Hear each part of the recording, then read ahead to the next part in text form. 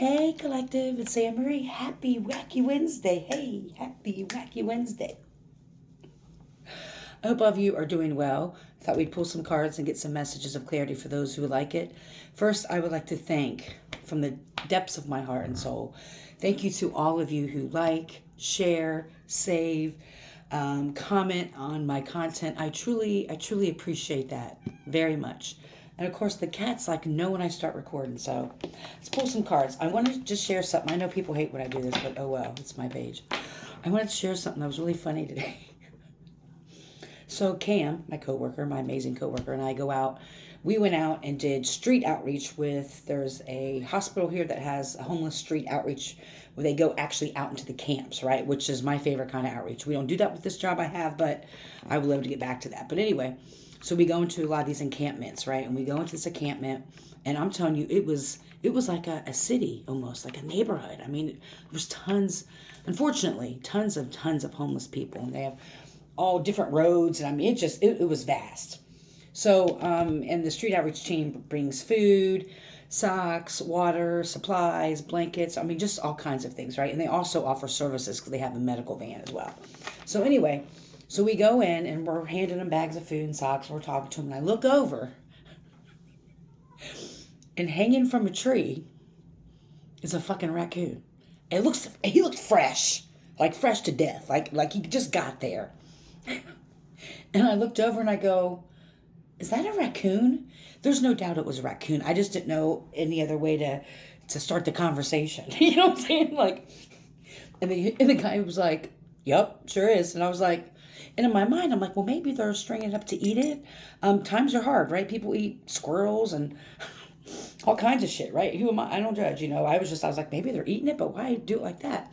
And the guy goes, we do it because it scares the other raccoons away. I was like, oh.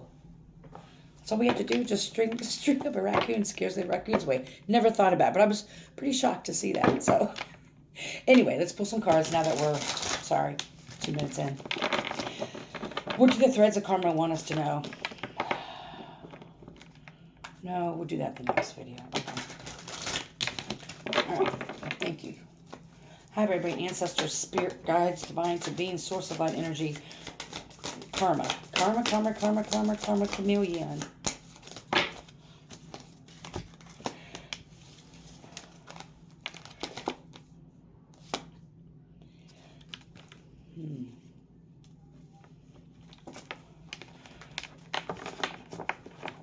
Somebody is possibly judging you for the certain, who cares, but someone is possibly or has judged you for the way you chose to do your healing. You possibly someone who recognized that you had possibly had an attachment wound. And maybe not just a particular person, but just in general situations that you have this attachment wound. And your worth is not, this is the heal the attachment wound, but your worth is not tied into being needed. Let go of proving your value and just be. So this is something you've done, and this guy's kind of like walking away from this empty, it's not empty, but it has like fear, regret, all these things that he's walking away from. And in his hand, he just has like this bag of like what he needed, right? So you've been going through your healing journey, realizing, and that's what we're kind of supposed to do, sifting through the bullshit that's been handed to us, or the programming or conditioning by our culture, by a religion, by our family. And it's our job to kind of sift through the bullshit and what we need to take with us and what we need to leave behind. That's really important because oftentimes the things that we were taught as children, or certain beliefs or values that we thought we had, were actually projected upon to us by our family, our caregivers, how we were raised. Again, culturally, a lot of it culturally, yes. And so what you've done is like peeled this away, right? You start to realize, you know what? This isn't mine to carry. The bullshit of others, if you will, is not mine to carry. The projections of others, the fears of others, the doubts of others, the scarcity mindset of others is not for me to carry or bear. And so you've taken what you needed out of it and you walked away, right? There are people who are upset that you've chosen to live your life out of love, that you chose not to get revenge, that you chose not to be the person you possibly used to be. You don't respond or react the way you used to be. And this says choose with love. Love is the most powerful force. It is, and it heals everything. Love conquers everything. Choose love over fear, and your life will transform. This guy has a fist, right? This guy has a fist at the door. Then there's like a hand, a light coming out, like, come on, it's okay. So you've chosen to live a life of love. It's not saying you always did, right?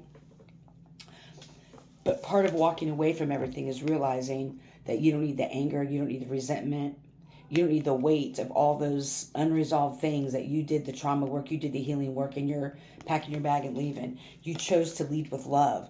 Most people, when they have experienced the trauma and all the betrayal and backstabbing that you've experienced in your life, most people become that. Because we all have a choice, right? When we get abused or when we get harmed, or when you're someone who's had a betrayal your whole fucking life, right? Especially from the people you thought had your back the most, the people who are supposed to care, love, and protect you.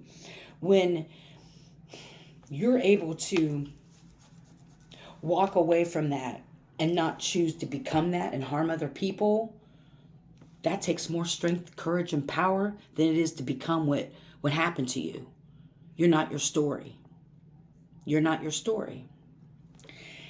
And so by you choosing to lead with love instead of becoming what those people who came against you are, you didn't fight fire with fire. It was in a different way. By you heal, like I say, by you healing, growing, and detaching from people, walking your own journey, realizing what you need and what you don't need, all on your own, and your spirit team, obviously. Because you've decided to lead with love, there's so many people that are fucking judging you for it. Who do you think you are? Could go fucking heal and then love me still. Be nice. I mean, love me from a distance, but still be nice. Who the fuck are you? Ugh.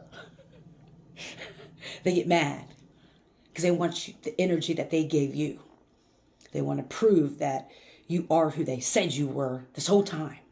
See, I told you, when they were 6 years old, they stole a box of crayons from TGI. What's TGI? Thank God it's right. That's TGI. I don't know. Was it TGI or Scotts? I don't know, like an old store. I'm 51, so, they stole a box of crayons from, the dollar store or whatever. Like they're a thief, like shit like that, But they want this false narrative, and so they've been judging you. It's not that you care, but you may have slowly, at certain times, felt the energy of that. And especially if when you know you've done the healing work in certain areas of your life, like hands down, not saying you're perfect, but and then something, how can I say this? Then an emotion comes, or you feel an energy come in that reminds you of how you used to be in that space of pain and trauma. Old versions of you would have been easily guided back to that timeline and not recognizing that it's not your energy. But because, again, you've done the work, you recognize what's yours and what's not yours. So this is a call for you to recognize that sometimes when things from our past come up, emotions or energies, or like we start thinking about old situations, then it's like trying to backtrack. No. Remember what's not yours, right? Remember what's not yours and keep it pushing. That was like a side note.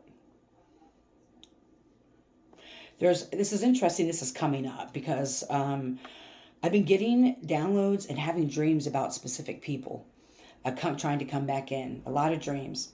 And I've been getting downloads about it too. Well, today I watched one of my favorite YouTube readers. His name is Pluto Bean. If you haven't checked him out, he does sign-specific and collective readings. He did a collective reading today where there was a horse on a card, by the way.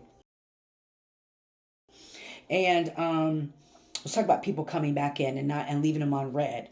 And that's that just came to mind here. So I got a piece of it from Spirit, but it also was a reminder for another reading I saw as well, about people trying to come back into your life to figure out what you're doing so they can shit on it. They want to find an end. They want to find a way to come in and judge you or fuck up what you're trying to do. Again, they're upset because this bag is a lot bigger, but this bag is full of shit. This is your bag chosen, and you're going to brighter, calmer waters. I'm so proud of you. Good job. Continue to keep choosing with love, even when you start to feel the energy of people trying to trigger you. Always choose love. Have boundaries. Be assertive, but always come from a loving, authentic, honest place. I hope you're healthy and happy and full of joy. I truly do. May you love and be loved. Heal so you don't harm. Have an amazing rest of the night.